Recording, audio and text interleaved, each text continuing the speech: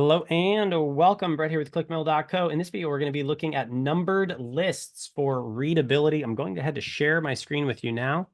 And so I'm scrolling down. We're looking to see if we even have a numbered list. It doesn't look like this post really has any numbered lists, but you get the idea with numbered lists and maybe if it's an order. So a special agency, a specialized, options for your school with in-house expertise. I could make this a numbered list if I wanted. Number one. They'll offer comprehensive SEO audits to identify tailored SEO strategies. Number two. So in this way, a numbered list is like, not only are they important, but maybe they're in this order.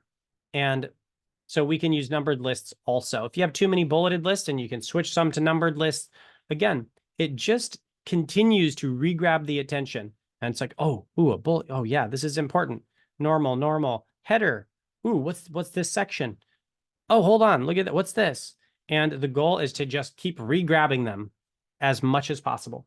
Okay, so this is bulleted lists, and we're going to continue in the next video. We'll see you there. God bless.